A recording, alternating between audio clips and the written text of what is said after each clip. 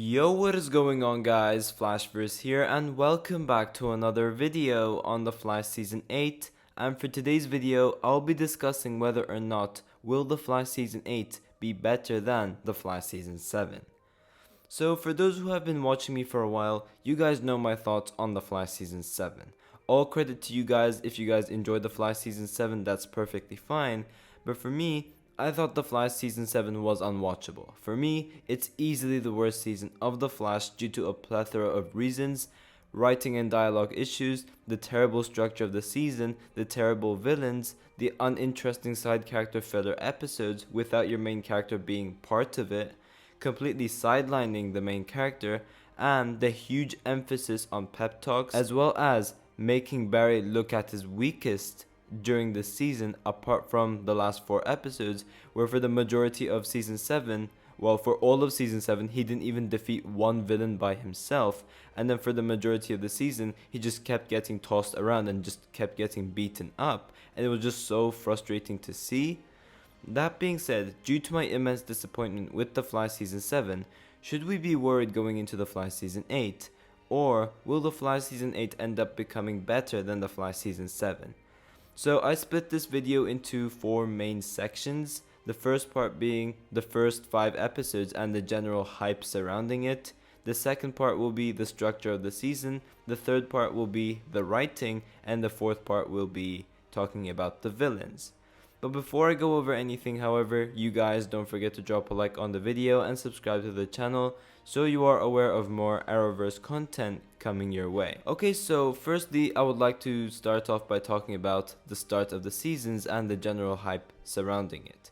Now, obviously, due to the pandemic, The Flash Season 6 was not able to end off the way that they wanted to due to the filming shutdown, thus resulting into the final 3 episodes of Season 6 being moved to The Flash Season 7, with some subtle changes to the script.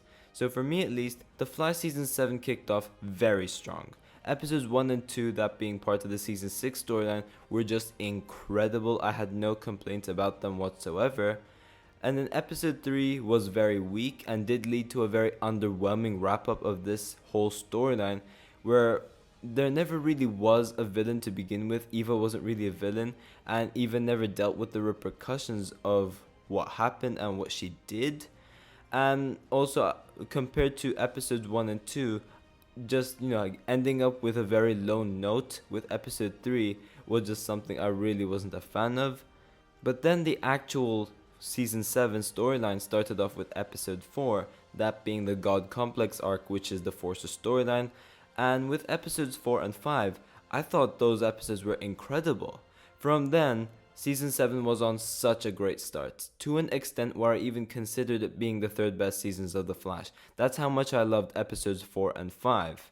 So, out of the first 5 episodes of The Flash Season 7, that obviously includes the Season 6 stuff as well, only one episode was bad, and that was episode 3. Episodes 1, 2, 4, and 5 were absolutely amazing in my opinion. But then after episode 5, this is when the season really started to fall off terribly, where each and every episode progressively got worse and worse, and then the main contribution to that was the writing and dialogue, with very cringy, terrible, and corny lines, and uninteresting side character filler episodes, sidelining the main character, making the main character look incredibly weak, and the excessive use of pep talks. They also had such a perfect setup for a main villain, where they could have made Psyche easily the big bad for that Force's arc, but we ended up getting no villain. Speed Force Nora wasn't even a villain, she was just such a terrible character, even to a point where I just totally begun to dislike this character. There was nothing intense about this storyline, and just continuous anticlimactic endings. And yeah, after episode 6, which was one of the better episodes of the first half of the season, I considered the Force's storyline unwatchable. There wasn't really much hype surrounding The Flash Season 7. We were just left with random questions which were just unanswered due to the shutdown, such as how will Barry get his speed back, how will Iris get out of the Mirrorverse, and how will Eva be defeated. That, however, ended up building anticipation for this season as well, because we were left with these questions. The Flash Season 8, on the other hand, is not playing around. The first 5 episodes is literally a crossover. That is 3 times, if not like 5 times the hype Season 8 would receive over The Flash Season 7, because this is the first crossover we're getting since Crisis on Infinite Earths, and the storyline will be centered around Barry Allen specifically. It will be centered around The Flash, thus instantly gripping the audience right off the bat. From what we saw in the trailer, the stakes look incredibly high, it does look really intense. The main story is centered around Barry Allen, which is something Season 7 did not have at all. We then ended up getting the news about the gold boots, which got a lot of people excited and built huge anticipation. And this is a good thing, because this crossover and these extra news we're getting, such as the gold boots and the returning characters which we're gonna get once again, such as Bart Allen, such as Nora West Allen, such as Garrick, those built huge anticipation for Season 8, despite Season 7 not ending with a cliffhanger to set up The Flash Season 8. Now this special event is titled Armageddon, which will essentially be a crossover taking place within the first 5 episodes of The Flash Season 8, and this special event will be known as Graphic Novel number 5, where we will have a bunch of guest stars joining us. With the heroes, we obviously have Team Flash, as well as Mia Queen Green Arrow, Batwoman, Black Lightning, The Atom, Alex Danvers, and Ryan Choi. And then we have some villains joining this crossover as well, with Damien Dark and Eobard Thawne, aka the Reverse Flash, forming a team of their own, and that will essentially be a reformed version of the Legion of Doom. So to my eyes at least, The Flash Season 8 undoubtedly has the upper edge over The Flash Season 7 in terms of kicking off the season and the overall anticipation. But moving on to the next category, the structure of the season. So The Flash Season 7 adopted the same structure as it did with Season 6, however made some tweaks and changes with it. The Flash Season 7 consisted of the same graphic novel approach, however they tackled it in a bit different way, where Season 7 episodes 4 to 11 was graphic novel number 3, and then we then kicked off the mid-season with 3 filler episodes in a row, which was a terrible idea and did not work at all. It got a lot of people tuned off and just completely drained and disappointed from Season 7. But those were episodes 12 to 14, in which episode 12 was good, but then the other 2 definitely weren't. But this was known as Interlude Part 1, leaving graphic novel number 4 with only 4 episodes. So it was a very messy and terrible structure in which the interlude completely took away the potential of more story growth for the back half of the season, as well as the character of Godspeed. Now we do know that The Flash Season 8 will be having the same structure, with episodes 1 to 5 being graphic novel number 5. We don't exactly know when Interlude Part 2 will be, but Eric Wallace did say that he was still planning on having the interlude for Season 8. I would guess it would be episode 6 to episode 9, I'm not entirely sure, but that would be my guess. And then graphic novel number 6 would be from episodes 10 to 18, if we are going to have an 18 episode long season, which looks less messier than The Flash Season 7 when you actually look at it this way. But the interlude 2 is something which gets me very apprehensive, because for Season 7, it was awful. It was a terrible idea. Just, giving side characters their own centered episodes without giving us a reason to care about them in the first place. It just gave us no reason to watch those episodes, since our main character was barely showcased. And over there I'm talking about Cecile and Allegra, because Cisco was obviously a well-established character from the beginning. He was one of the hearts of the show, which made us care about him. But we had no reason to care about Cecile or Allegra one bit. From what we were seeing for The Flash Season 8, however, it does look like we are getting a bunch of time travel involved for episode 6, with so many cool returning characters like Eddie Thawne, who is obviously an OG from Season 1, Bart Allen, Nora West Allen, and Garrick, which are all characters we care about.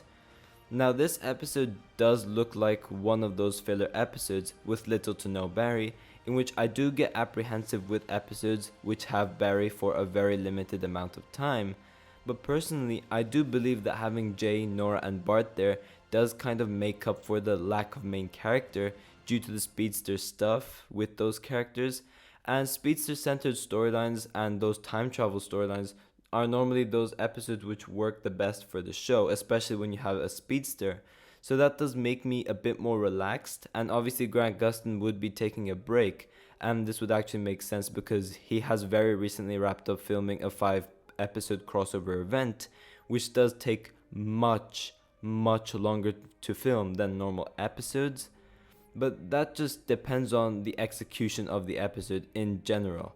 And also, if there is no Barry in episode 6, I would expect him to be back for the other interlude episodes, as he is the main character after all, and gives us a reason to watch those character-centered filler episodes by having our main lead there as the Flash.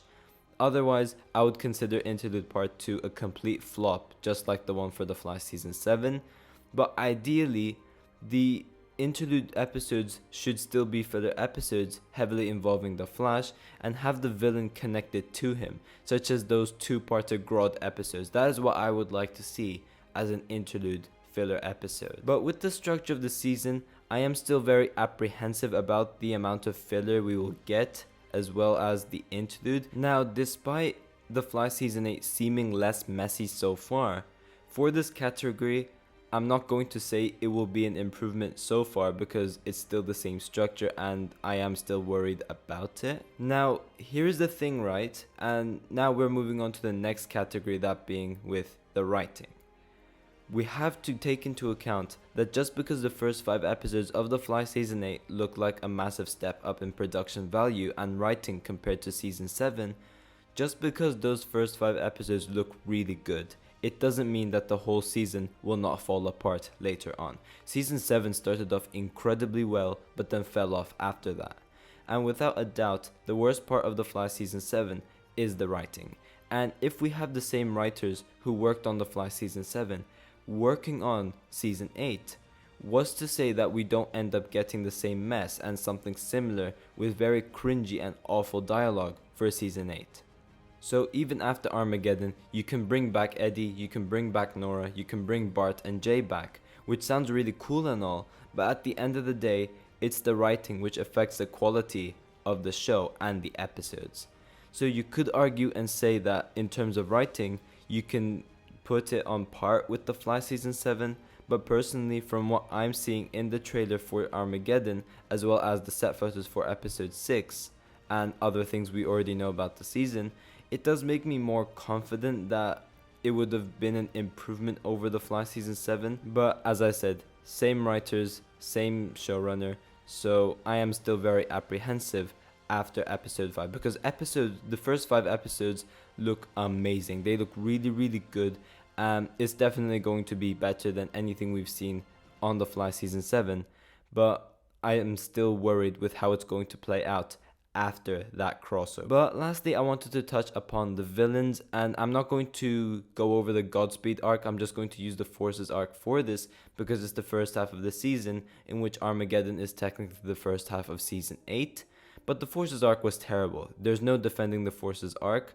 Obviously, our main villain was the Speed Force, and she was awful. Everything from motivation to writing to dialogue was absolutely awful. There was nothing intense or interesting going on with this arc.